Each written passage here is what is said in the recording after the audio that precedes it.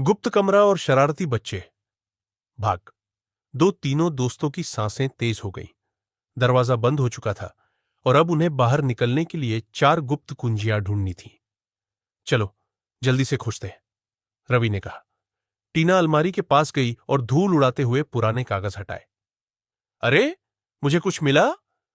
उसने एक छोटी सी तांबे की चाबी उठाई। समीर ने मेज के नीचे झांका और वहां से एक चांदी की चाबी निकाली। रवि ने कमरे की टाइल्स पर गौर किया और एक डीली टाइल उठाई। नीचे से सोने की चमचमाती चाबी निकली। अब 3 कुंजियां मिल चुकी थी, लेकिन चौथी कहां थी?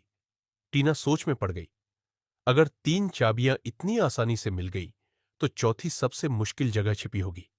समीर ने दीवार पर बने अजीब निशानों को ध्यान से देखा। उसने धीरे से दीवार छुई और टिक टिक टिक की आवाज आई। रुको, यह दीवार खोखली लग रही है, समीर ने कहा। रवि ने जोर से दीवार पर थपथपाया और खटाक, एक छोटा दरवाजा खुल गया। उसके अंदर एक काले रंग की रहस्यमयी चाबी थी। अब चारों कुंजियां मिल चुकी थी, पर इनका सही क्रम क्या है? टीना ने पूछा। समीर ने फिर से दीवार के निशानों को देखा। वहां लिखा था, पुराने से नए तक, समय की दिशा में। समझ गया, रवि ने उत्साह से कहा। तांबे की चाबी सबसे पुरानी होगी, फिर चांदी, फिर सोने की और आखिरी में काली चाबी। तीनों ने बारी बारी से चाबियां ताले में डाली। जैसे ही उन्होंने आखिरी चाबी घुमाई, दरवाजा खटाक से खुल गया। तीनों ने चैन की सांस ली और खुशी से उछल पड़े। यह तो सच में किसी रहस्यमय किताब जैसी कहानी थी, टीना ने हंसते हुए कहा। और हम तीनों असली जासूस बन गए, समीर ने गर्व से कहा। लेकिन जैसे ही वे बाहर निकले, दादाजी सामने खड़े थे, मुस्कुराते हुए।